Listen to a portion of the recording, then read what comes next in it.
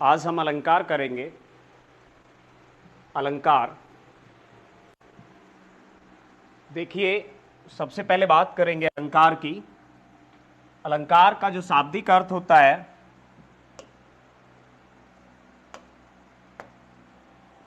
शाब्दिक अर्थ अलंकार का आभूषण होता है। अर्थात अलंकार का अर्थ है आभूषण। आभूषण की हम बात कर रहे हैं। अलंकार का अर्थ होता है सजावट या आभूषण। अर्थात किसी काव्य को सजाना क्या कहलाता है? काव्य का आभूषण या काव्य का गहना क्या कहलाता है? अलंकार। अलंकार वह शब्द या युक्ति होती है या क्रिया होती है जिसके द्वारा काव्य के शब्द एवं अर्थ में सौंदर्यपूर्ण चमत्कार उत्पन्न होता है। तो देखिए, हम जानते हैं कि एक अलंकार क्या है। अलंकार के द्वारा हम काव्य के शब्द एवं अर्थ में सौंदर्यपूर्ण चमत्कार उत्पन्न कर सकते हैं। तो हमारा काव्य क्या होता है? अलंकार क्या होता है? अलंकार आभूषण या सजाना होता है। अर्थात काव्य के अंदर जो सौंदर्य होता है वो क्या कहलाता है? अलंकार कहलाता है। काव्य की जो सौंदर्यता है, एक तरीके से देखी जाए तो जिन शब्दों से या शब्दों के अर्थ से उत्पन्न होती है वही अलंकार कहलाता है। अलंकार के हम भेदों की बात करेंगे। चलिए, तो अलंकार के भेद की बात करते हैं। तो अलंकार, एक है शब्दालंकार, एक होता है अर्थालंकार,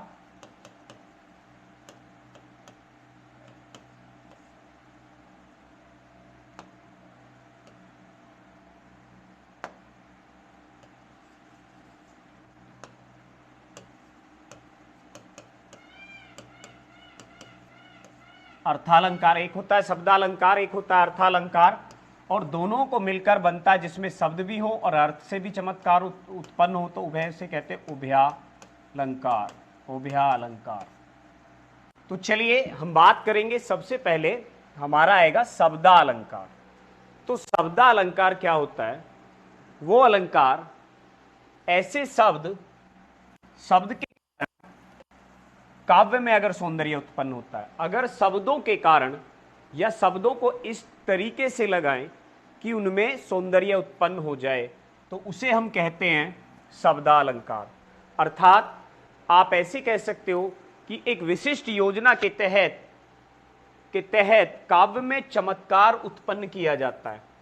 एक विशिष्ट योजना के तहत काव्य में चमत्कार उत्पन्न किया जाता है और वो उत्पन्न चमत्कार ही क्या कहलाता है? अलंकार। जैसे हम देखते हैं सूर सूर तुलसी ससी।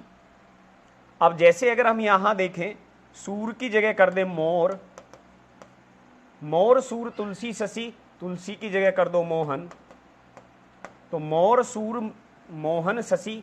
तो यहां जो काव्य का सौंदर्य है वो बिगड़ जाता है। काव्य का सौंदर्य जो है बिगड़ जाता है, जिसके कारण इसमें जो उत्पन्न चमत्कार है वो खत्म हो जाता है। देखिए, जब हम इसे ऐसे पढ़ते हैं, देखिए सूर सूर तुलसी शशि, तो सौंदर्य उत्पन्न होता है, एक लय बनती है।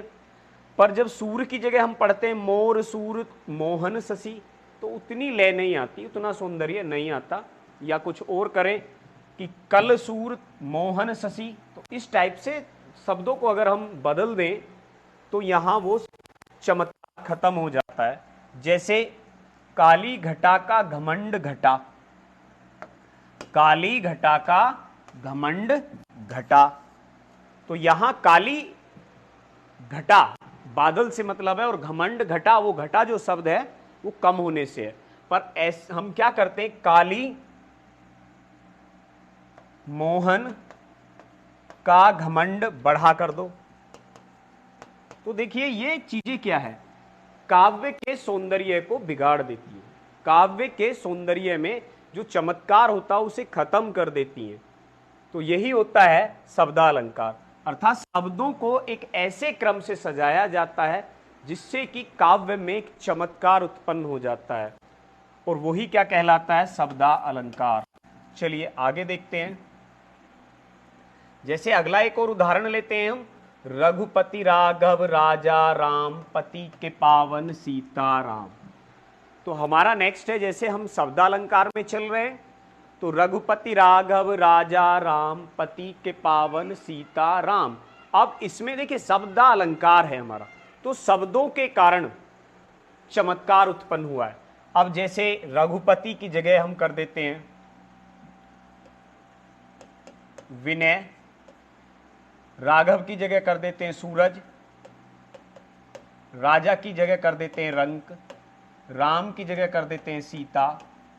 अब देखो क्या बनता, विनय सूरज रंक सीता, पति के पावन सीता राम। तो सारा चमत्कार खत्म हो गया। ये चमत्कार किसके कारण है? शब्दों के कारण, और शब्दों को भी एक विशिष्ट उसमें रखने के कारण। जैसे रघुपति राघव राजा राम, पति के पावन सीता राम, तो इसमें चमत्कार है। पर अगर हम इन्हें बदलते हैं तो उसमें चमत्कार खत्म हो जाता है। और यही हमारा कहलाता है क्या? क्या कहलाता है ये? शब्दा अलंकार। दूसरा आता है हमारा, अगला प्रकार है अलंकार में अर्थालंकार।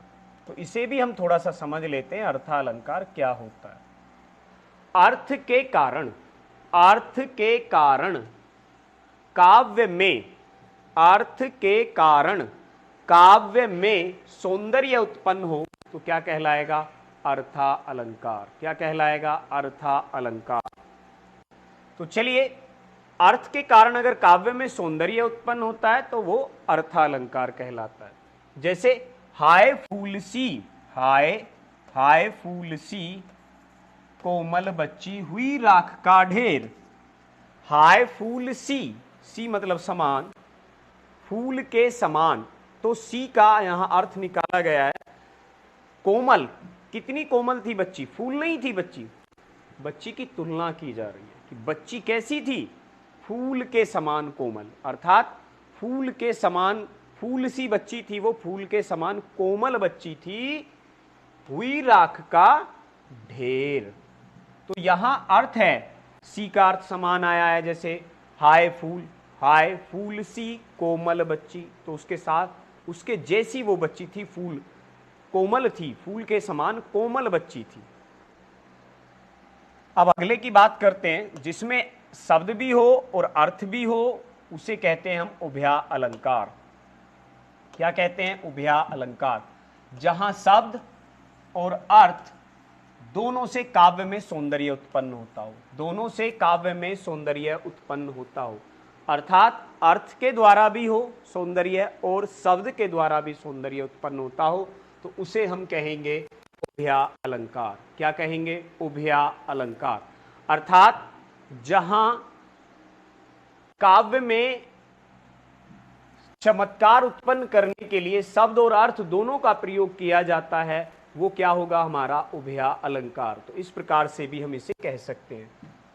कजरारी अखियन में, कजरारी अखियन में कजरा री न लखात, कजरारी अखियन में कजरा री न लखात। यहां अगर हम बात कर रहे हैं तो यहां कजरारी और कजरारी के प्रयोग से शाब्दिक सौंदर्य दिखाई पड़ रहा है। देखिए कजरारी, जो कजरारी आँखियां, इसका मतलब है जो काली सुंदर आंखें हैं, में कजरा री न लखात, तो कजरा नहीं, काजल नहीं दिखाई देता है, काजल नहीं दिखाई देता है। तो कजरारी अखियन में, तो कजरारी मतलब यहां उसके अर्थ का प्रयोग किया गया है। जो कजरारी शब्द है, कजरारी मतलब सुंदर, नयनों में, सुंदर आंखों में, सुंदर। तो देखो कजरारी का अर्थ यहां क्या है? सुंदर, सुंदर आंख। तो सुंदर आंखों में यहां अर्थ प्रयोग किया गया। और यहां कजरा, कजरा मतलब काजल को कहा जाता है, री न लखात, तो काजल नहीं दिखाई देता है। तो कजरा, देखिए कजरारी और कजरारी, इसे अलग करके यहां शब्द का प्रयोग किया गया और यहां उसके अर्थ का प्रयोग किया गया। तो इसमें क्या है? ये उभया अलंकार। क्या होगा? उभया अलंकार। चलिए आगे समझ लेते हैं थोड़ा सा। बात करते हैं, सबसे पहले हम चलेंगे शब्दा अलंकार में, फिर पढ़ेंगे अर्थालंकार, फिर पढ़ेंगे उभया अलंकार। तो अलंकार के प्रकार तो बहुत है, उस पर बहस नहीं की जा सकती है। अलंकार के प्रकार पर बहस नहीं कर सकते, बहुत सारे भेद आते, पर हम परीक्षा की दृष्टि से मुख्य कौन से हैं उन पर बात करेंगे। सबसे पहले हम बात कर रहे हैं जैसे शब्दालंकार। शब्दालंकार, तो शब्दालंकार के हमारे तीन भेद होते हैं। कितने होते हैं? तीन भेद होते हैं। शब्दालंकार के तीन भेद होते हैं। अब बात करेंगे वो तीन भेद कौन से हैं। तो पहला होता है हमारा अनुप्रास, दूसरा होता है यमक, और तीसरा भेद होता है शब्दालंकार का श्लेष अलंकार। तो आज हम शब्दालंकार को पढ़ेंगे, जिसके अंतर्गत उसके तीन भेद हैं, अनुप्रास, यमक और श्लेष। अनुप्रास, यमक और श्लेष। तो चलिए हम तीनों की बात करेंगे और एक एक करके तीनों को पढ़ेंगे। सबसे पहले हम आते हैं अनुप्रास अलंकार में। अनुप्रास अलंकार, तो अनुप्रास अलंकार क्या है? अनुप्रास की बात करते हैं तो अनुप्रास जो है वो अनु, धन प्रय और धन आस शब्द से बना है। अनु प्लस प्रय और प्लस आस शब्द से बना है। अनु प्लस प्रय प्लस आस। तो अनु का अर्थ होता है, जो ये अनु शब्द है इसका अर्थ होता है किसी चीज का वार वार आना। अनु का अर्थ क्या होता है? किसी चीज का वार वार आना। प्रय माने एक से अधिक, और आस माने होता है आना या बैठाना या समीप। आना, बैठाना या समीप। तो अनु शब्द हुआ, अनु का शाब्दिक अर्थ होगा वार वार, प्रय का अर्थ होगा अधिक, और आस का अर्थ होगा उसके पास आना या बैठाना। तो अनुप्रास का होगा एक से अधिक वार आना। अर्थात अनुप्रास है क्या? तो अनुप्रास का अर्थ निकल के आया एक से अधिक वार आना। और अनुप्रास अलंकार क्या होता है? जहां व्यंजन वर्णों की लगातार एक से अधिक बार आवृत्ति हो। जहां व्यंजन वर्णों की लगातार एक से अधिक बार आवृत्ति हो, तो वहां क्या होगा? अनुप्रास अलंकार होगा। और जो आवृत्ति होती है, आवृत्ति का मतलब होता है किसी चीज का वार वार आना, किसी चीज का वार वार आना। और आवृत्ति जो होती है, आवृत्ति का अर्थ होता है वार वार। आवृत्ति का अर्थ होता है वार वार।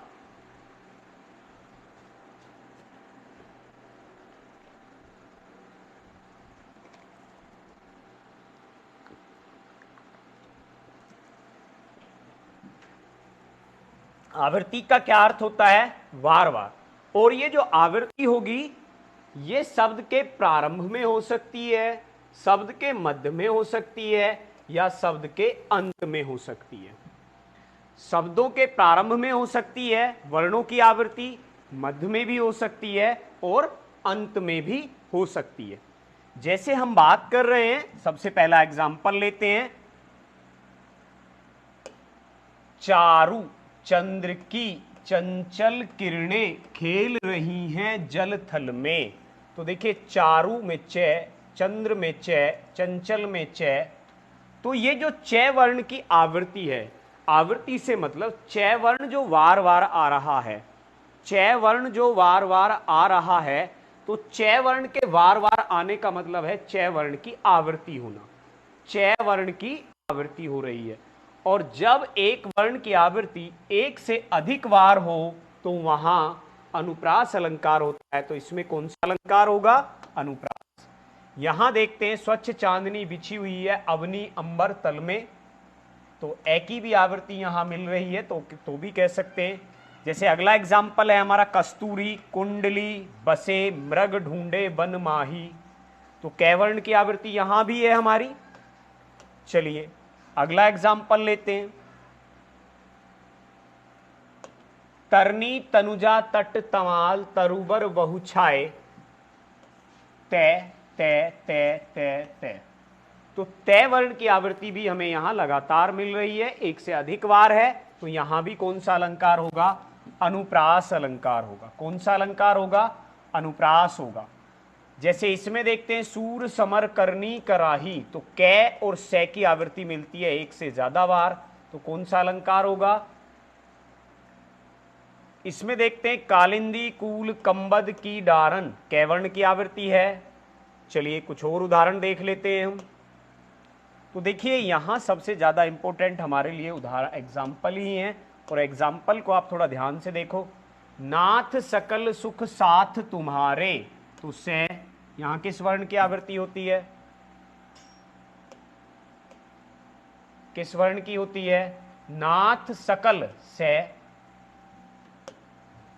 सकल सुख साथ। अगला उदाहरण है विमल वाणी ने वीणा ली, तो वी वे और वे की।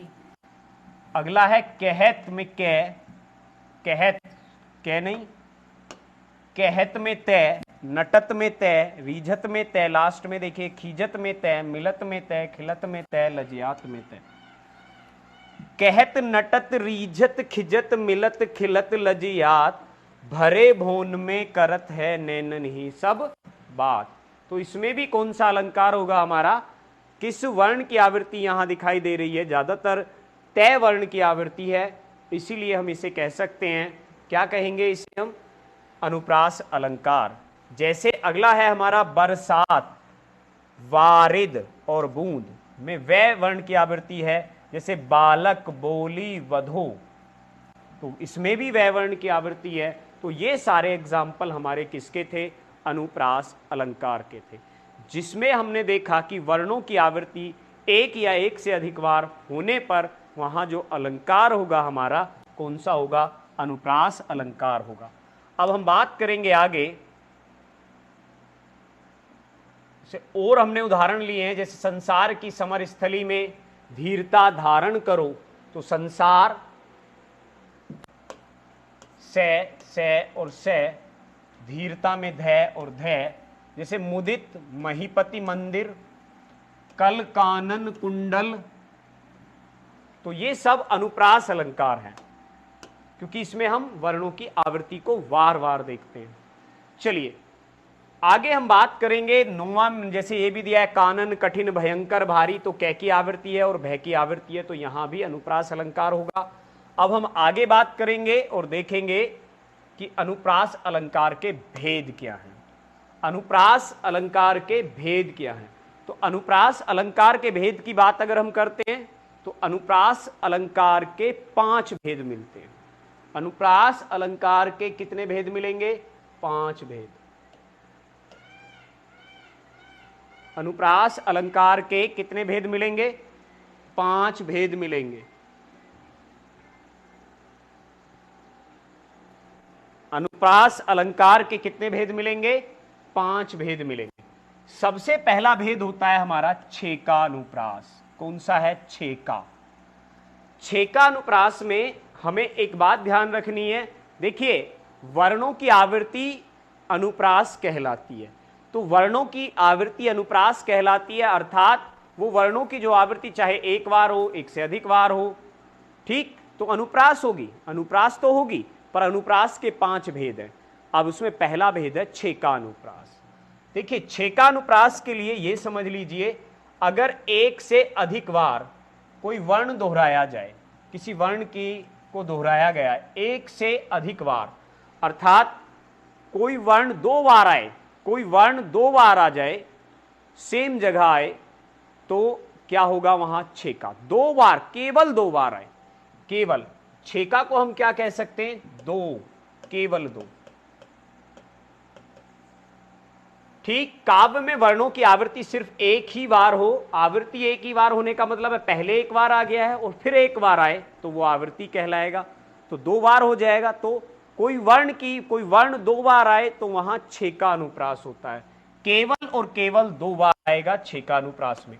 अब देखिए जैसे हम देखते हैं राधा के बर बैन सुनी, अब इसमें देखो वर और वैन में वे 2 बार आया है, बस इससे ज्यादा नहीं है। सुनी चीनी चकित सुभाए, तो चे भी यहां 2 बार आया। दास दुखी, तो दास में और दुखी में दे भी 2 बार है। मिश्री मुरी तो 2 बार है। सुधा रही सकुचाए, तो से भी 2 बार है। तो यहां अगर हम देखें, देखिए वो पहला अंत हो गया, उसका अंत हो गया, ठीक है, पहला पार्ट यहां तक था। तो अगर हम यहां देख रहे हैं तो दो बार वर और बैन, वर और बैन, तो वह जो वह की आवृत्ति हुई है वो दो बार हुई है। जैसे अगले में देखते हैं, मैं बैरी सुग्रीव प्यारा करण कवन, करण और कवन में कै की आवृत्ति तो हुई, अनुप्रास तो है, पर दो बार हुई है, तो कौन सा अनुप्रास होगा? छे का अनुप्रास। अनुप्रास तो है भाई, क्योंकि अनुप्रास का भेद है तो अनुप्रास तो है, पर अनुप्रास में भी कौन सा अनुप्रास होगा? करण कवन, कै दो बार आया है तो छे का अनुप्रास होगा। आगे चलते हैं, आगे देखते हैं। इस करुणा कलित, तो कै और कै, हृदय में अब विकल रागनी बजती है, तो कै की आवृत्ति यहां भी हुई और कितने बार हुई? केवल दो बार, और दो बार आवृत्ति होगी तो क्या होगा हमारा? छे का अनुप्रास। आगे चलते हैं, नेक्स्ट उदाहरण हम देखते हैं, एग्जाम्पल। अति आनंद मगन महतारी, तो ए की आवृत्ति हुई दो बार। देखो दूरो कुंज कुटीर, तो दै की आवृत्ति दो बार है, कै की भी दो बार है, तो कौन सा होगा? छे का, सिर्फ दो बार के लिए। हरीसा हीरा, तो हरी और हीरा, है में दोनों में है आया, तो क्या होगा?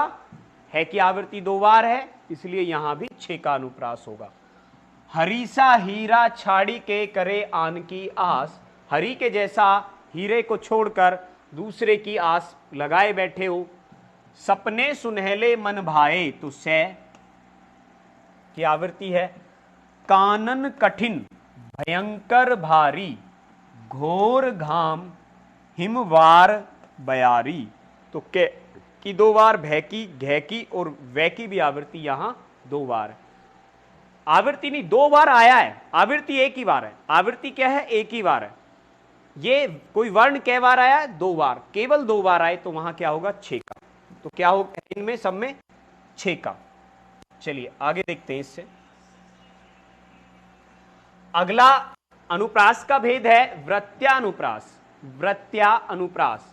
और वृत्त्यानुप्रास में आप समझ लें, जैसे छेका की परिभाषा या छेका को हम समझते हैं कि छेका में कोई वर्ण दो बार आए, छेका में वर्ण दो बार आए, एक और एक दो, तो छेका अनुप्रास है।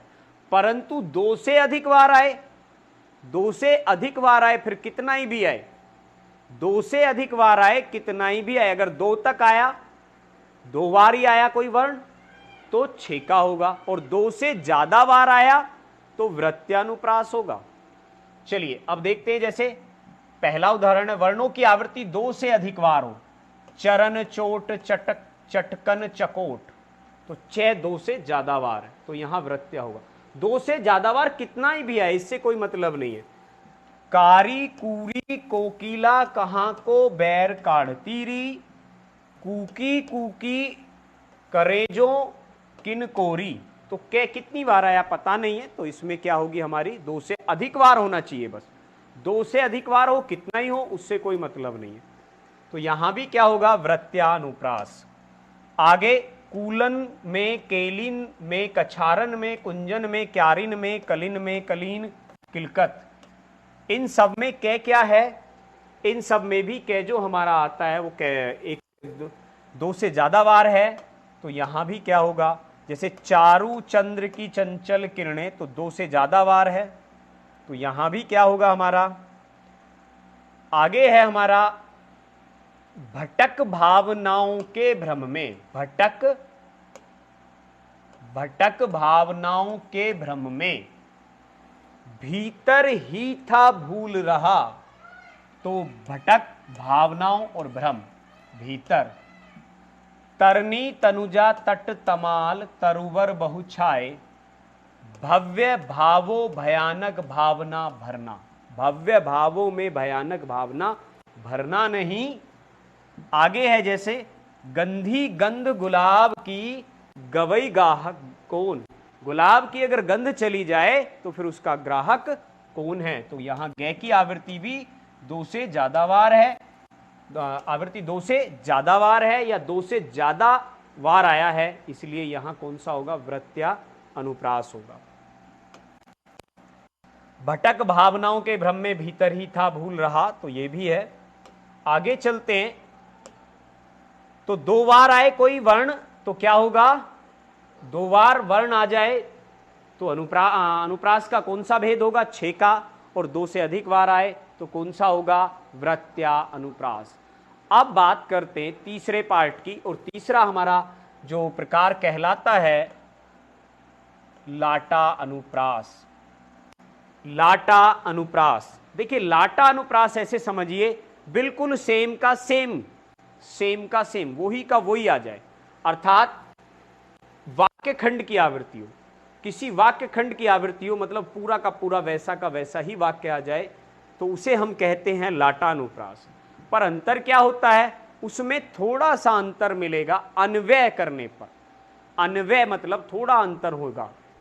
देखिए जहां काव्य में शब्द और अर्थ एक ही होने पर भी, शब्द भी एक हो अर्थ भी एक हो होने पर भी, पद का अन्वय मात्र कर देने से अर्थ बदल जाता है, अर्थात पूरे पद की पुनरावृत्ति भी होगी, पुनरुक्ति होगी, होने पर भी भिन्न आशय उत्पन्न हो, तो वहां लाटा अनुप्रास होता है। अर्थात शॉर्ट में कह सकते हैं वाक्य खंड की आवृत्ति, वाक्य खंड की आवृत्ति हो परंतु अर्थ दोनों का अलग आता हो। वाक्य खंड की आवृत्ति हो, सेम वाक्य खंड उसी टाइप का है, बस थोड़ा मामूली सा अंतर हो, तो उसे हम कहेंगे लाटा अनुप्रास। आइए लाटा अनुप्रास के उदाहरण देख के हम समझेंगे और आराम से समझ लेंगे। बात करते हैं आगे भाई।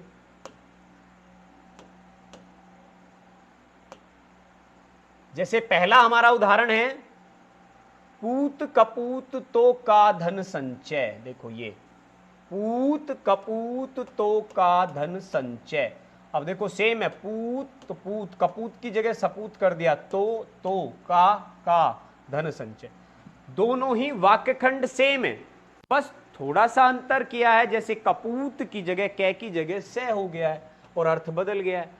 पूत अगर बेटा या संतान अगर बेकार है, कपूत है, वो सही नहीं है, तो का धन संचय, उसके लिए धन इकट्ठा करने की जरूरत नहीं है, क्योंकि जितना करोगे उसके लिए उतना ही कम होगा। पूत सपूत, और अगर संतान अच्छी है तो उसके लिए कोई धन इकट्ठा करने की जरूरत नहीं है, क्योंकि अच्छी है तो वो अपने आप धन इकट्ठा अपना कर लेंगे। जैसे आगे देखते हैं नेक्स्ट, पिए निकट जाके बसे घाम चांदनी ताही, पिए निकट जाके नहीं घाम चांदनी ताही। जिसके प्रिय निकट बसते हैं उसके, तो उसे जो चांदनी रात है, घाम चांदनी ताही, तो उसकी तो चांदनी रात अच्छी होती है, और पिए निकट जाके नहीं, जिसके प्रिय निकट ना हो तो उसे चांदनी रात भी अच्छी नहीं लगती। तो यही है, तो यहां थोड़ा अन्वय कर दिया गया है, जैसे यहां किया गया था कपूत में और सपूत में, बाकी सेम था, तो यही आता है। आगे चलते हैं, राम भजन जाके नहीं विपत्ति सुमंगलता ही, राम भजन जाके, और फिर कोमा यहां लेके आए हैं, और नहीं विपत्ति सुमंगलता ही, तो यही है कि जो राम भजन नहीं करता है तो उसके लिए तो विपत्ति ही विपत्तियां, और जो राम भजन करता है तो जो करता है उसके लिए विपत्ति क्या है। पराधीन जो जन नहीं स्वर्ग नरकता हेतु, पराधीन जो जन नहीं स्वर्ग नरकता हेतु, तो दोनों सेम है, वाक्य खंड की आवृत्ति है पूरी, तो वाक्य खंड की आवृत्ति होने के कारण यहां भी कौन सा होगा, इसमें कौन सा होगा हमारा लाटा अनुप्रास, क्योंकि 2 के लिए 6 का, 2 से अधिक के लिए वृत्त्या, और पूरा का पूरा वाक्य खंड अगर आए तो क्या होगा हमारा लाटा अनुप्रास। जैसे और देखते हैं हम, तीरथ व्रत साधन कहा जो निस्दिन हरिगान, तीरथ व्रत साधन कहां बिन निस्दिन हरिगान, तो कह रहे हैं तीरथ व्रत साधन कहां है, जो निस्दिन हरिगान, तीरथ व्रत साधन कहां बिन निस्दिन हरिगान। तो कहने का उसका आशय यही है कि तीरथ करो या व्रत रखो, ये वो साधन नहीं है जो निस्दिन हरि गान, हरि का गान करना, तीरथ व्रत साधन कहां बिन निस्दिन हरि गान। तो तीरथ व्रत ऐसे साधन है, मतलब साधन कहां बिन निस्दिन हरि गान, तो हरि का गान बिना किए तीरथ और साधन भी क्या है, वो बेकार है। आगे चलते हैं, नेक्स्ट हम पार्ट देखते हैं, इसका चौथा भाग है हमारा, चौथा पार्ट है अनंत्यानुप्रास। चौथा पार्ट क्या होगा, अनंत्यानुप्रास।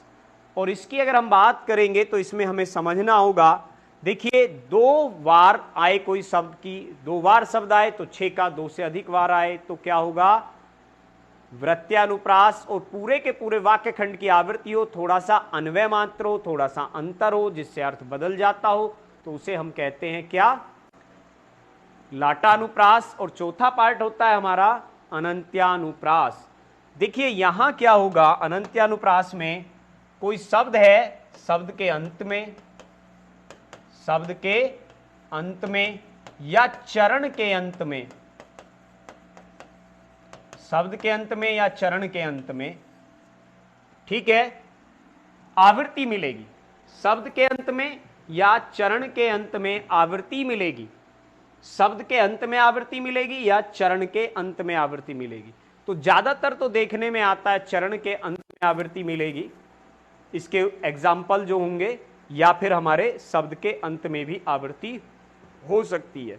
तो चलिए देखते हैं, लगा दी किसने आकर आग, तो देखिए कहां था तू संशय का नाग, तो चरण के अंत में। संत हृदय नवनीत समाना, कहा कविन पे कहीं न जाना। लगा दी किसने आकर आग, कहां था तू संशय का नाग, तो चरण का अंत यहां हुआ, जैसे गे आया, यहां भी नाग आग, गे और गे इसकी आवृत्ति हो गई। संत हृदय नवनीत समाना, कहा कविन पे कहीं न जाना, तो आवृत्ति हो गई। तो यहां क्या होगा हमारा, यहां भी हमारा क्या होगा, अनंत्यानुप्रास। चलिए और उदाहरण देखते हैं इसके। अब देखिए इसे समझेंगे, ये थोड़ा अलग है। नभलाली चली, ली ली निशा चटकाली ली, तो यहां शब्दों के अंत में आवृत्ति हुई है, ली ली ली। अब जैसे अगला उदाहरण देखते हैं, गुरु गोविंद दऊ खड़े काके लागो पाए, बलिहारी गुरु आपने गोविंदियो बताए, तो यहां पाए था, पाए, और यहां है बताए, बताए। तो यहां चरण के अंत में, चरण के अंत में है, इसलिए इसमें जो अलंकार है कौन सा होगा, अनंत्यानुप्रास। ऐसी वाणी बोलिए मन का आपा खोए, ओरन को शीतल करे आप हुई शीतल होए, होए और होए।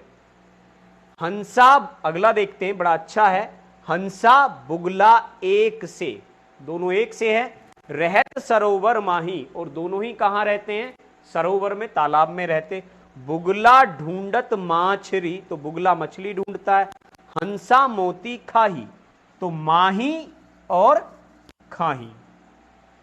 तो ये होती है चरणों की आवृत्ति। चरण के अंत में आवृत्ति मिले तो वहां हमारा कौन सा अनुप्रास होगा, अनंत्यानुप्रास। आगे चलते हैं, इसके बाद नेक्स्ट देखते हैं, 5वां भेद है हमारा श्रुत्यानुप्रास। देखिए श्रुत्यानुप्रास की बात अगर हम करते हैं तो हमें उससे पहले थोड़ा समझना होगा, जो हमारे व्यंजन होते हैं या स्वर होते हैं, उनका जो बोलने का एक स्थान होता है। जैसे मैं थोड़ा सा आपको बता देता हूं, वैसे तो सभी जानते हैं, वर्णमाला पढ़ी होगी तो कै है, खे है, गे,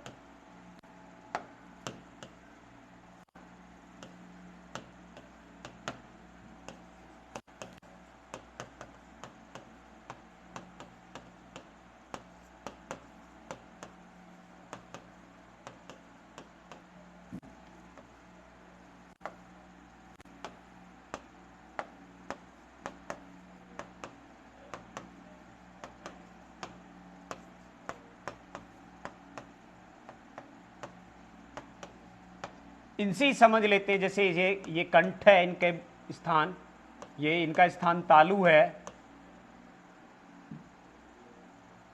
ये मूर्धा से बोले जाते हैं, ये दंत से, और ये ओष्ठ से। तो जो श्रुत्यानुप्रास है, इसमें इसी चीज का हमें ध्यान रखना है कि श्रुत्यानुप्रास में क्या होगा, जो भी आएंगे वर्ण उनका उच्चारण स्थान एक ही होगा, उनका उच्चारण स्थान एक ही होगा। तो उच्चारण स्थान एक होगा तो देखते हैं कैसे, जैसे समझते हैं। श्रुत्यानुप्रास जब मुख के एक ही उच्चारण स्थान से बोले जाने वाले या उच्चारित होने वाले वर्णों की आवृत्ति हो एक ही स्थान से, या तो वो सारे कंठ से होंगे, या वो सारे तालु से होंगे, या सारे मूर्धा से होंगे, या सारे दंत वाले होंगे, या ओष्ठ वाले होंगे। कंठोस्थ हो कुछ भी हो, उनका उच्चारण स्थान एक ही मिले, उन सब का उच्चारण स्थान एक ही मिले, तो वहां क्या होगा, श्रुत्यानुप्रास होगा। श्रुत्यानुप्रास होगा। बात करते हैं जैसे तुलसी में तय, सहित में सै, निसी दिन में नै, देखत में दै, तुम्हारी में तय और निठुराई में नै। तो देखिए इसमें तय, सै, नै, दै, तय और नै, ये सारे का सारों का उच्चारण स्थान एक ही जगह है और वो है दंत। तो देखते हैं तय का, सै का, नै का, दै का। तो तय, दै, नै और सै, सै ये दंत वाला सै होता है, ये इस वाला सै तालव्य होता है, तालव्य सै होता है, ये दंत सै होता है, और जो ये वाला होता है ये मूर्धा सै होता है। तो तय का, दै का, नै का और सै का वो उनका उच्चारण स्थान क्या है, दंत है। तो इस टाइप से हमें ये पांचवा प्रकार हम पहचान सकते हैं। तो दो वार वर्णों की आवृत्ति, तो 6 का 2 से अधिक वार, तो वृत्या, और पूरा का पूरा काव्यखंड सेम मिले, थोड़ा सा अन्वय मात्र हो तो लाटानुप्रास, और अनंत्यानुप्रास में मैंने आपको बताया है क्या होता है, और ये हमारा श्रुत्यानुप्रास है। आगे हम बात करेंगे एक बार फिर सबकी, थोड़ा सा देख लेते हैं। अनंत्यानुप्रास में या तो चरण के अंत में या शब्द के अंत में आवृत्ति मिलती है।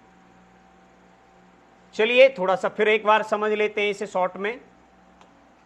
अनुप्रास क्या होता है, वर्णों की आवृत्ति। वर्णों की आवृत्ति क्या कहलाती है, वर्णों की आवृत्ति अनुप्रास कहलाती है। पहला 2 वार तो 6 का,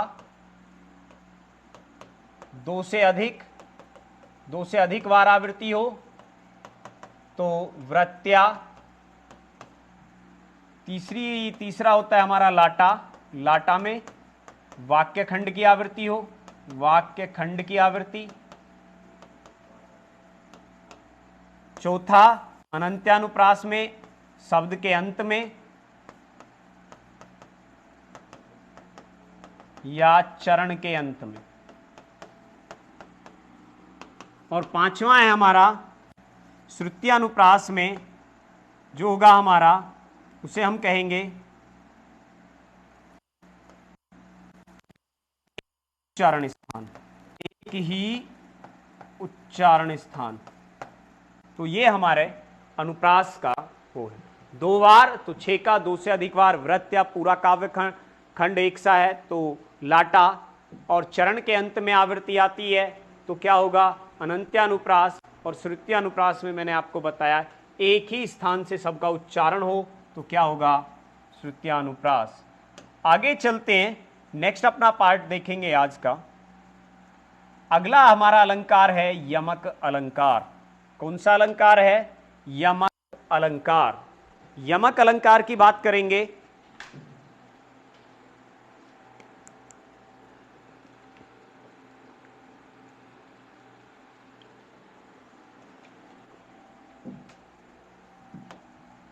आइए यमक अलंकार को देखते हैं एक बार फिर।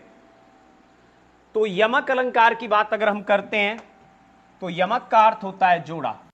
यमक का अर्थ होता है जोड़ा, और इसका मतलब होता है कि कोई शब्द एक बार आए, ठीक, फिर दोबारा आए, फिर तीसरी बार आए, चौथी बार आए। एक शब्द एक बार से अधिक बार प्रयोग हो, किसी शब्द का प्रयोग एक से अधिक बार किया गया हो, और उस शब्द का अर्थ प्रत्येक बार अलग अलग हो तो वहां कौन सा अलंकार होगा? यमक अलंकार होगा। यमक का अर्थ जोड़ा होता है। काव्य में जहां सार्थक शब्द या वाक्यांश एक से अधिक बार आए और प्रत्येक बार उसका अर्थ अलग अलग होता हो तो वहां क्या होगा? यमक अलंकार।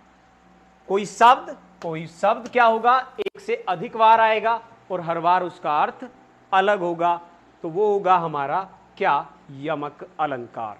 जैसे हम देखते हैं, हरि बोला, हरि ने सुना, हरि गया हरि के पास, हरि देखा, हरि में गया, हरि रह गया उदास। मैं आपको समझा देता हूं। हरि बोला तो मेंढक, पहला हरि है मेंढक। हरि बोला तो पहला हरि है मेंढक। हरि ने सुना, दूसरा जो हरि है, हरि जो सुन रहा है, सुनने वाला है, वो सांप है। हरि गया मतलब मेंढक गया हरि के पास, तो यहां हरि जो है वो पानी है। हरि देखा, सांप ने मेंढक को देखा है। हरि में गया तो वो पानी में गया, हरि रह गया उदास। तो हरि क्या, सांप क्या रह गया है? उदास। तो हरि बोला, हरि ने सुना, हरि गया हरि के पास, हरि देखा, हरि में गया, हरि रह गया उदास। तो यहां जितने बार हरि शब्द आया है उनमें हरि शब्द का प्रत्येक बार अर्थ अलग आता है। जैसे हरि का अर्थ एक का मेंढक है, एक का सांप है, एक का पानी आता है। तो यहां क्या है? अलग अलग अर्थ आते हैं, इसलिए इसमें कौन सा अलंकार होगा? यमक अलंकार। आगे देखते हैं नेक्स्ट एग्जांपल। सारंग ले, अगला क्या है हमारा? सारंग ले, सारंग ले,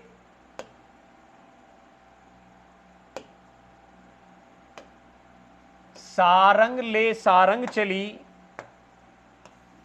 सारंग ले सारंग चली। तो सारंग माने स्त्री और सारंग माने दीपक। तो सारंग ले सारंग चली, करी सारंग की ओट, सारंग झीनी मान जानी के मारी सारंग चोट। तो सारंग ले सारंग चली, तो सारंग स्त्री, सारंग का अर्थ दीपक, तो स्त्री दीपक लेकर चली है। करी सारंग की ओट, यहां सारंग से मतलब है उसके पल्लू से, तो पल्लू की ओट कर ली, आंचल की ओट कर ली है। सारंग झीनी जान के, पल्ला जो है, जो आंचल है पल्ले का, वो उसे कैसा कमजोर समझ के, फटा हुआ जान के, मारी सारंग चोट। तो ये यहां सारंग का अर्थ हवा है। हवा ने क्या किया? हवा आया। तो स्त्री, पहला सारंग स्त्री है, दूसरे का अर्थ दीपक है। करी सारंग तो पल्लू या आंचल है। सारंग झीनी जान के मारी सारंग चोट, और जो ये सारंग है वो क्या है? हवा है। आगे देखते हैं, अब इसके उदाहरण और देख लेते हैं। चलिए,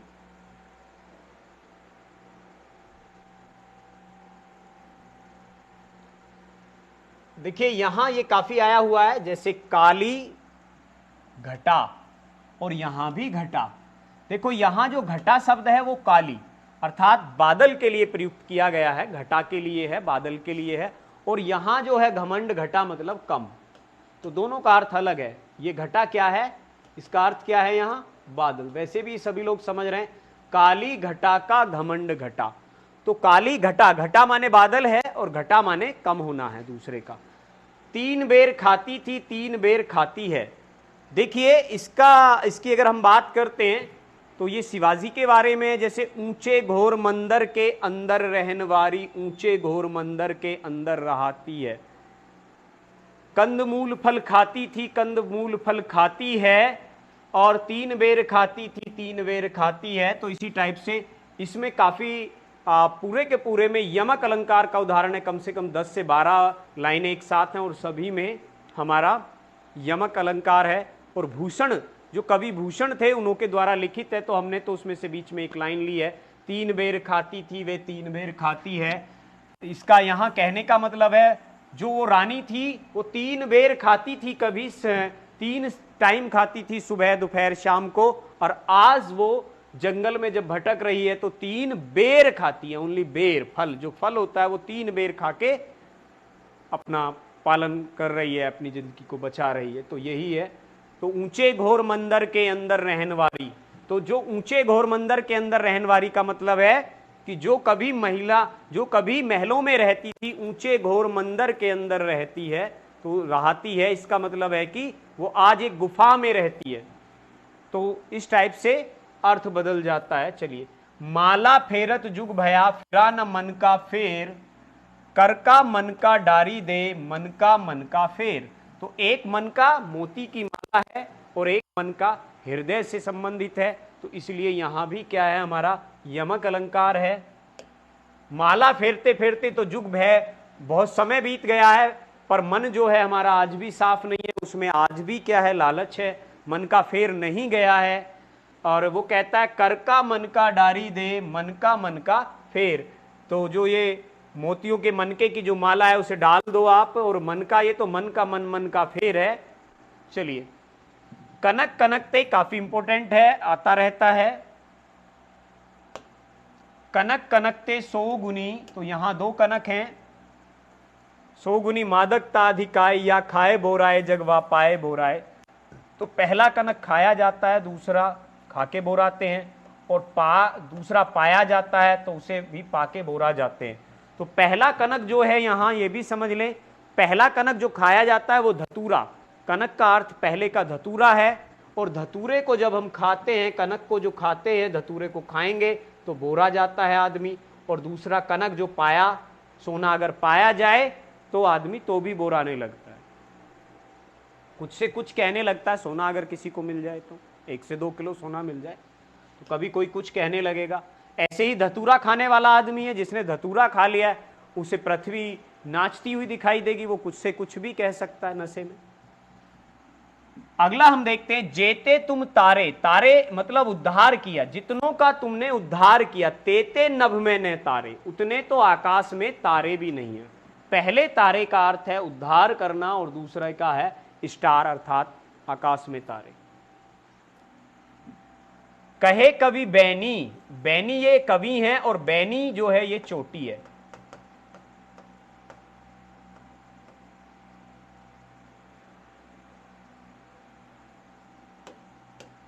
आगे चलते हैं।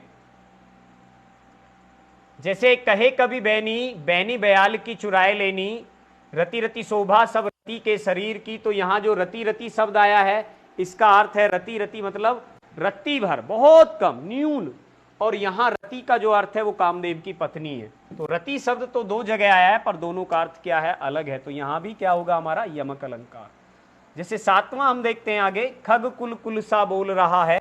तो यहां जो कुल शब्द है ये कुल का अर्थ समूह है, और कुल मतलब चहचाना है, पक्षियों का चहचाना है। जगती जगती की मूक प्यास, तो पहली जगती जागती हुई है, और जगती मतलब संसार है। अगला देखते हैं, तो पर वारो उर्वशी सुनी राधिके सुजान, तू मोहन के उर्वशी है उर्वशी समान। इसे भी देख लेते हैं। तो पर वारो उर्वशी, उर्वशी का यहां अर्थ इंद्र की अप्सरा से है। सुनी के राधिके सुजान, तू मोहन के उर्वशी, उर्मा ने हृदय में वसी है मोहन के। तो देखो, उर्वशी इंद्र की अप्सरा थी, उर्मा ने हृदय में बसना है, उर्वशी समान। उर्वशी मतलब आभूषण भी होता है, उर्वशी का अर्थ यहां क्या है, आभूषण के समान है। तू मोहन के हृदय में बसी है, और कैसी है, आभूषण की तरह बसी है। आगे देखते हैं, मूरत मधुर मनोहर देखी भय विधे विदेह विसेखी। तो ये उस समय का वर्णन है जब राम को सीता के जो पिता थे विदेह जनक देखते हैं। तो मूरत मधुर मनोहर देखी, तो राम की सूरत मधुर सूरत मुख को देखकर जो विदेह मतलब जनक, विदेह के थे, तो विदेह मतलब जनक को कहा गया है, और वो बिना देह के हो गए। इतनी सुंदर मूरत को देखकर वो क्या हो गए हैं, बिना देह, विदेह, तो बिना देह के हो गए हैं, दोनों का शरीर का उन्हें पता नहीं है। आगे चलते हैं। आगे हमारा सारंग ले सारंग चली करी सारंग की ओट, उतते जब सारंग चली तब की सारंग पर चोट। तो ये वही है कि सारंग मतलब स्त्री है, सारंग मतलब दीपक है, कर सारंग की ओट मतलब आंचल है, उतते मतलब उस तरफ से सारंग चली, हवा चली है, तब की सारंग पर चोट मतलब सारंग मतलब दीपक पर चोट, हवा का झोंका आया है। आगे देखते हैं, भजन कहतो ताते भजियो, भजियो ने एक बार, छरी भजन जाते कहो, सो तू भजियो गवार। तो इसे भी देखिए थोड़ा समझ लेते हैं। भजन कहतो ताते भजिया, भजियो ने एक बार, जब मैं ये कहता हूं कि मन से, ये मन की बात कही जा रही है कि हे मन, जब मैं तेरे से ये कहता हूं कि भजन कर, भजन कर, भगवान का भजन कर, भजियो ने एक बार, तो तब तो तू एक बार भी भजन में लीन नहीं होता है। और दूसरे में कहता है छरी भजन जाते कहो, सो तू भजियो गवार। छरी मतलब छोड़ने को। जब मैं कहता हूं कि तू बुरी बातों को छोड़, बुरी बातों को छोड़, अश्लीलता को छोड़, तो तू क्या करता है? उसे वार वार भजता है, उसे वार वार याद करता है। जब मैं कहता हूं कि भजन कर, भगवान का भजन करने के लिए कहता हूं, तो एक बार भी नहीं भजन करता है, भजता है। परंतु जब मैं बुरी आदतों को छोड़ने के लिए कहता हूं, तो तू उन्हें वार वार याद करता है, वार वार याद करता है।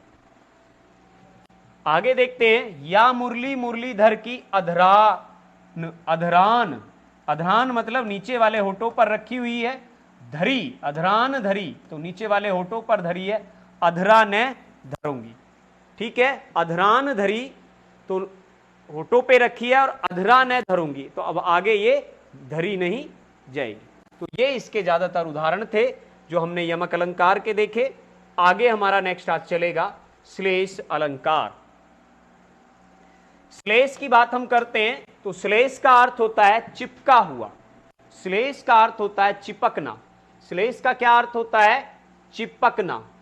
तो श्लेष का अर्थ चिपकना है। तो हम बात करेंगे श्लेष अलंकार की। एक शब्द एक ही बार आएगा, परंतु उसके अर्थ अलग अलग होंगे। उस एक शब्द के ही अर्थ एक से अधिक होंगे। शब्द अभी एक बार आएगा। यमक में क्या है? एक शब्द बार बार आता है और उसके अर्थ अलग अलग होते हैं। पर यहां कोई शब्द एक बार होगा पर उसके अर्थ अलग अलग होंगे। एक ही बार प्रयोग होगा और उसके कई अर्थ हो सकते हैं, और वहां एक शब्द कई कई बार आ रहा है और अलग अलग अर्थ लेता है। यही अंतर इसमें होता है। तो एक बार प्रयुक्त होगा परंतु अर्थ एक से अधिक निकलेंगे। जैसे रहीमन पानी राखिए, बिन पानी सब सून, पानी गए न उबरे, मोती मानस चून। तो यहां देखिए आप लोगों को ज्यादा संशय होता है। कुछ लोग समझते हैं कि पानी तो यहां भी आया है, पानी यहां भी आया। वो कह रहा है रहीमन पानी राखिए, बिन पानी सब सून। तो ये तो पहला चरण खत्म हो चुका है। आप यहां देखें, पानी गए न उबरे, मोती मानस चून। ये पानी यहां आया है और इस पानी का अर्थ सिर्फ इस वाले उससे है, पूरे से। पानी, रहीमन पानी राखिए, वो पानी की बात कर रहा है। रहीमन पानी राखिए, बिन पानी सब सून। तो इससे मतलब नहीं होगा। ये पहला चरण है जो पानी की बात कर रहा है। ये जो पानी शब्द है, देखिए ये पानी शब्द तीन चीजों को लेके यहां चलता है अकेला। रहीमन पानी राखिए, बिन पानी के तो साफ सून है। अब पानी गए न उबरे, तो वो पानी देखो किससे है? मोती से, मानुष से और चून से, तीन से जुड़ा है। तो पानी, मोती का पानी गया है, बिना पानी के तो मोती नहीं होगा। और मानुष का पानी, मनुष्य की आंखों का पानी चला गया है, उसकी शर्म चली गई है, तो कुछ नहीं होगा। और जो चून है, चून को भी आप समझते हैं, बिना पानी के जो आटा है वो भी गूंथा नहीं जा सकता। तो पानी अर्थात चमक है, पानी का अर्थ सम्मान है। और पानी, देखिए पानी नहीं होगा तो मोती में चमक नहीं होगी। मनुष्य की आंखों का अगर पानी चला गया है, शर्म चली गई है, तो उसका कोई सम्मान नहीं होगा। और चून से पानी, आटे से पानी चला गया तो उसका भी कुछ नहीं हो सकता। तो यहां ये पानी, इस पानी के अर्थ है, देखिए मोती से भी, मोती का पानी गया अर्थात मोती की चमक चली गई है। मनुष्य की आंखों का पानी अगर चला गया है तो उसका सम्मान चला जाएगा, और चून से पानी निकल गया तो आप समझ ही रहे। तो ये पानी, ये वाला पानी है सिर्फ जो एक शब्द है परंतु अर्थ तीन के देता है। यहां आगे चलते हैं।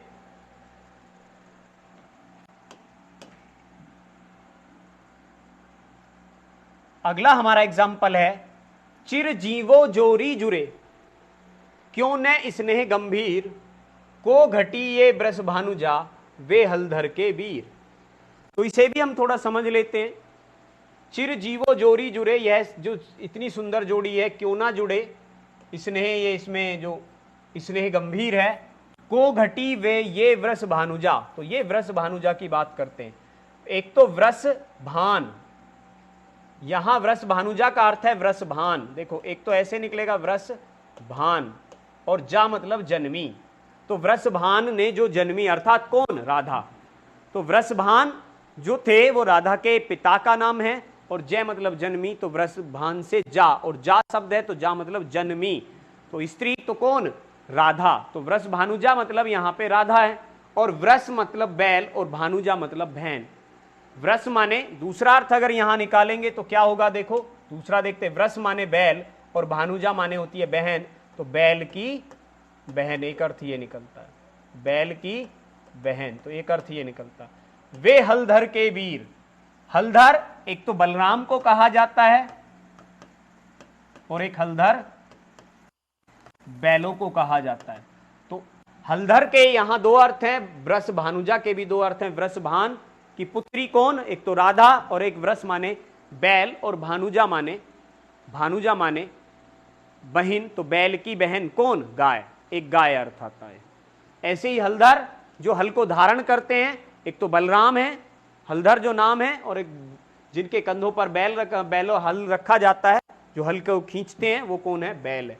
तो हलधर के भी दो अर्थ आते हैं और वृष भानुजा के भी दो अर्थ आते हैं। इसलिए यहां भी क्या है हमारा? यमक अलंकार है।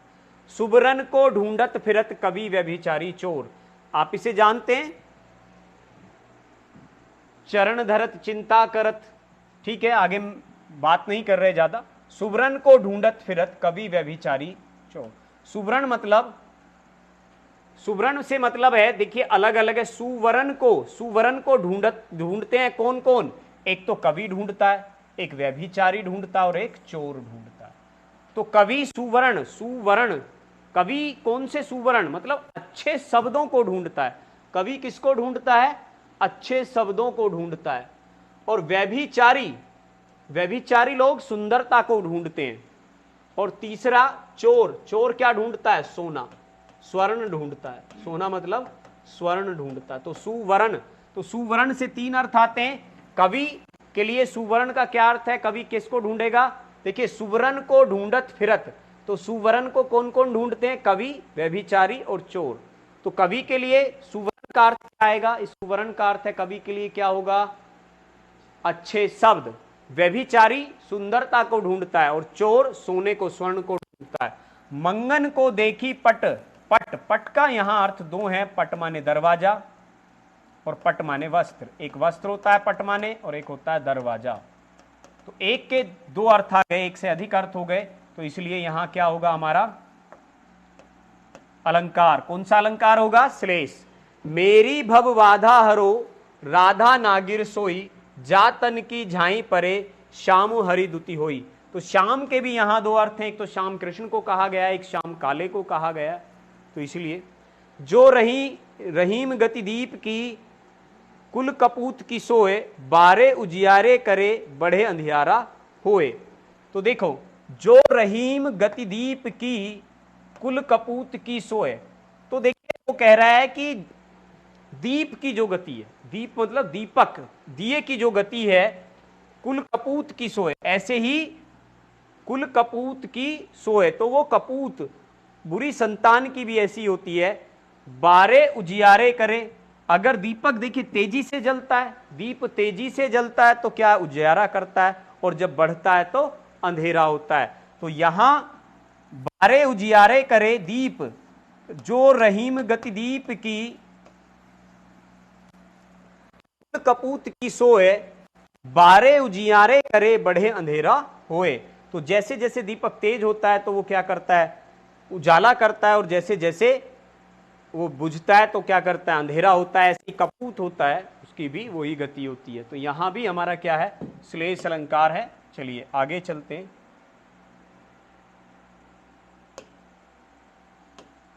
देखिए नेक्स्ट है हमारा, सीधी चलते रहा जो रहते सदा निसंक, जो करते विप्लव उन्हें हरि का है आतंक। सीधी चलते, तो देखिए यहां भी दो अर्थ आते हैं। जैसे पहले उदाहरण में दो अर्थ थे, एक तो उसका अर्थ था बुरी संतान के लिए, और एक था दीपक के लिए। एक तो हम उसका अर्थ निकाल सकते हैं दीपक के लिए, और एक बुरी संतान के लिए, इसलिए वहां दो अर्थ थे उसके। ऐसे ही यहां है, सीधी चलते रहा जो रहते सदा निसंक, जे करते विप्लव उन्हें हरि का है आतंक। तो जो सीधी राह चलते हैं उन्हें किसी का डर नहीं होता, और जो लड़ाई झगड़ा करते हैं उन्हें क्या है, हरि का डर होता है। उसी टाइप से हम इसे कह सकते हैं। तो यहां भी इसके दो अर्थ आते।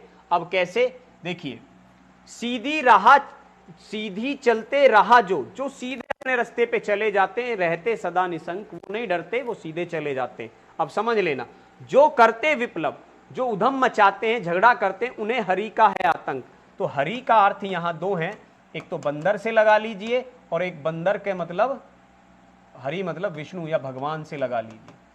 तो जो सीधी राह चलते हैं वो सीधे चले जाते हैं, उन्हें कोई दिक्कत नहीं है, बंदर उन्हें कुछ नहीं कहता है। जो इधर उधर करते हैं, परेशान करते हैं, तो उन्हें बंदर का आतंक कह रहे। तो बंदर मानिए, हरि का यहाँ बंदर है, तो हरि बंदर मतलब रास्ते में बैठा है, तो उस तरीके से लगा लीजिए। और एक दूसरा आप किसे लगाएंगे, हरि के अर्थ विष्णु या भगवान से। तो समझ रहे हैं कि भाई बंदर बैठा हुआ है, आप अगर सीधे जा रहे हैं, उसे किसी से कोई मतलब नहीं है, नहीं छेड़ते हैं उसे, तो आप सीधे निकल जाएंगे, और उससे झगड़ा करते हैं, उसे छेड़ते हैं, चिढ़ाते हैं, तो फिर तो आतंक बंदर का होगा। और दूसरा वही है कि अगर आप सीधे अपने जीवन में सीधा सादगी से जी रहे हैं तो कोई दिक्कत ही नहीं है, और आप झगड़ा करते हैं, किसी को परेशान करते हैं, तो आपको किसका डर होगा, भगवान का। तो ऐसे ही पहले उसमें थे कि गति, एक तो वो था कि भाई जैसे दीपक होता है, दीपक की जो गति होती है, जैसे जैसे दीपक बढ़ता है तो उजियारा करता है, और जैसे जैसे वो घटता है तो क्या होता चला जाता, अंधियारा। ऐसे ही कपूत की बात कही गई, बुरी संतान की बात है, तो वही आती है। तो पहले तो वो क्या होता है, बढ़ता है और फिर एकदम डुबो देता है, वही आता है। जैसे यहां देखते, बलिहारी निरप कूप की, गुण बिन बूंद न देही। अब यहां भी समझ लो, बलिहारी निरप कूप की, गुण बिन बूंद न देही। यहां जो गुण का अर्थ है वो एक रस्सी है, और एक गुण तो गुण है ही, तो ये देखना है। तो ये हमारा एक शब्द से कई सब अर्थ चिपके होते हैं, जिसमें हम क्या कहते हैं उन्हें, श्लेष अलंकार। गुण रस्सी है और गुण योग्यता है। बलिहारी निरप कूप की, गुण बिन बूंद न देही। वो कह रहे हैं कि बलिहारी निरप कूप की मतलब, एक तो अगर गुण का अर्थ हम रस्सी लेंगे तो कूप से, कुएं से बिना रस्सी के एक बूंद भी बाहर नहीं आ सकती। और दूसरा कह रहे हैं कि अगर आप में योग्यता नहीं है तो जो कुआं है, जो खजाना है, योग्यता है, उसे बिना योग्यता के तो आप इस कूप में, बलिहारी का कूप है, भगवान का गड्ढा है, जो भी है आप कहेंगे, उसमें से क्या ले पाएंगे अगर योग्यता नहीं है। गड्ढे में से क्या लेके आएंगे जब अगर योग्यता ही नहीं है। तो ऐसे समझ लीजिए। और देख सकते हैं, विप्लव धन अनेकों रतन हो साथ लाए, विपुल, विपुल है शब्द ये, सॉरी, विपुल, विपुल धन अनेकों रतन साथ लाए, प्रियतम बताओ लाल मेरा कहां है। विपुल धन अनेकों रतन साथ लाए, प्रियतम बताओ लाल मेरा कहां है। तो विपुल धन अर्थात ये कहे, माता जो कह रही है कि विपुल धन, धन और रतन तो तुम इतने साथ ले आए हो हे प्रिय, पर ये बताओ कि मेरा लाल कहां है। ये तब की बात है जब कंस का वध कर दिया जाता है और कृष्ण वहीं रह जाते हैं। तो यशोदा पूछ रही हैं कि बताइए कि भाई इतना धनवन तो आप लेके आए हो, इतने सारे रतन तो लेके आए हो, पर मेरा रतन कहाँ है, मेरा लाल कहाँ है। तो उस लाल की बात कर रही है। लाल का मतलब, लाल एक तो रतन से होता है, और एक लाल क्या है, पुत्र। लाल क्या है, पुत्र। लाल पुत्र को भी कहते हैं और लाल ले आए, तो लाल रतन को भी कहते हैं। तो यहां लाल के दो अर्थ हैं, इसलिए इसमें भी क्या होगा, हमारा श्लेष अलंकार होगा। तो चलिए आज की क्लास को यहीं अंत करते हैं, और हमारा शब्द अलंकार पूरा हो चुका है। कल जो क्लास हमने की थी उसमें थोड़ी समस्या आ रही थी आवाज की, तो इसलिए हमने इसे दोबारा रिपीट कर लिया। नमस्कार।